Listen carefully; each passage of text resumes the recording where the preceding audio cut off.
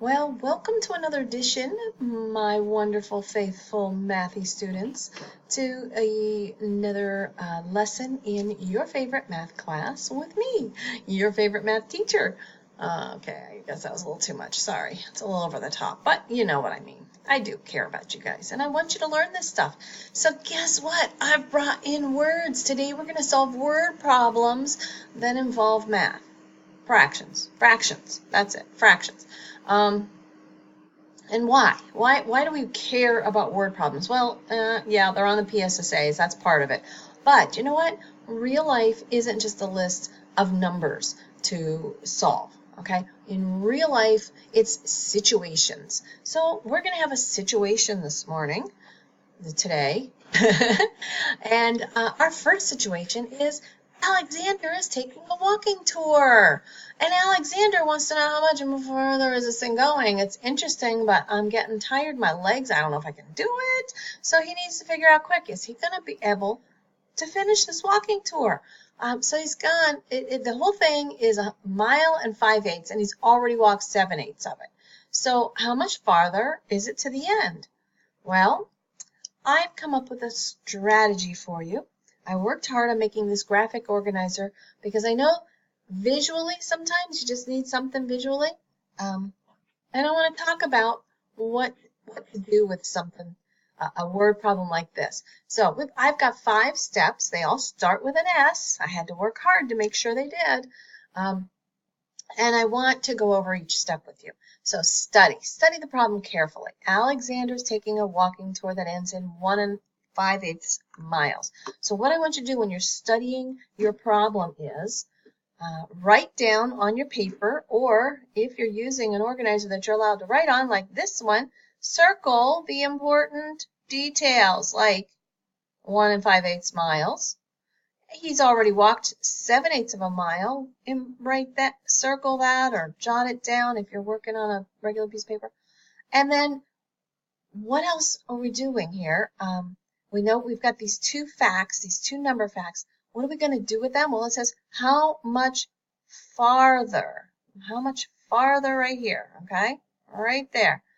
That is going to give us a clue as to how these 2 relate. So that's step number 1. Study the problem carefully and try to understand what's going on, okay? Number 2, set up your solution for the problem. Okay, so what we've identified here is the whole walking tour is 1 5/8. So I'm going to write that down in this box. 1 5/8 goes in that box. And he's already walked 7/8. How much farther is it to the end? So which of our 4 operations are we going to use? Adding, subtracting, multiplying, or dividing. This is a simple one, and the ones we're going to do in this lesson are all basic and simple. We're just going to pick one. We don't need to worry about picking a bunch. And I think by now you've figured it out, and you're like, go on, move on, Mrs. Horn. We are subtracting. So we're going to subtract the 7/8 that he has already walked, and that's going to give us our answer. Now, let's go on over to solve the problem. Now, I'm going to recopy the problem over here, okay? 1 5/8 minus 7/8. Oh, no! This is similar to that challenge problem we had in the last lesson. The 5/8, we've been subtracting the fraction parts separate from the whole parts, right? We don't have a second whole number. We only have one. And the 5/8 is smaller than 7/8. And we know that ending up with a negative isn't going to work. So here's what we got to do with that. This 1 right here, we're going to convert that 1 into 8/8, okay? And it's really 8/8 plus 5/8, right? And minus the 7/8. Now all of a sudden, we've got enough numbers here to subtract the 7 from. So 8 plus 5, let me think, 13. I'm going to go over here and make another column. 13/8 minus 7/8. And now we're going to subtract our 13 and our 7. Get me 6, right? 6/8. All right, I solved it. Whew, I think. Well, down here, number 4 is stop and check your work. So let's go back and double check and make sure we're doing all of our arithmetic right. If you need to get out a calculator, this is a good time. Double checking your work. So I know that it converted the 1 into an 8/8. That's good. 8 plus 5, let me think. Let me get out the calculator if I have to. 8 plus 5 is indeed 13. Okay. And subtracting, and also make sure you've copied everything right. Okay.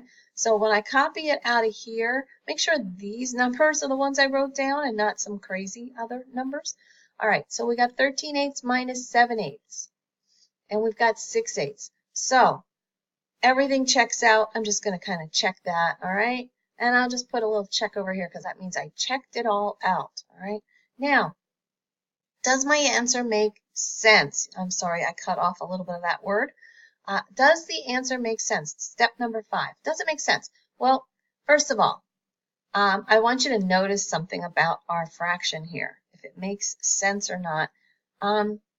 Math teachers don't like them left this way. This is called, it's not simplified. So we've got to decide what number I can divide in both a 6 and an 8 to simplify it.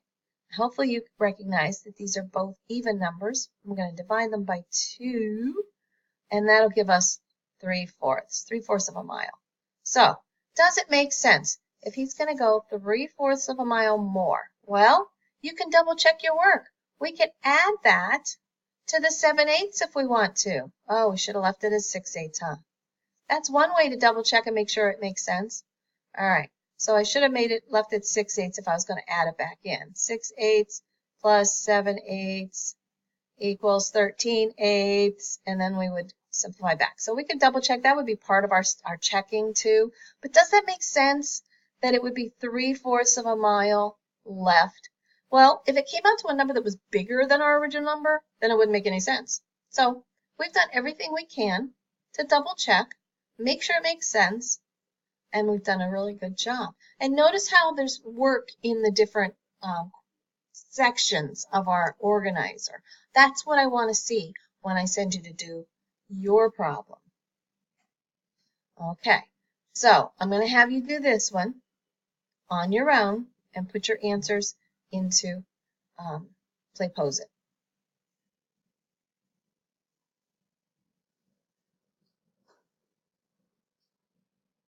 Well, I hope you did your very best and gave me all the answers you were supposed to in the Playposit.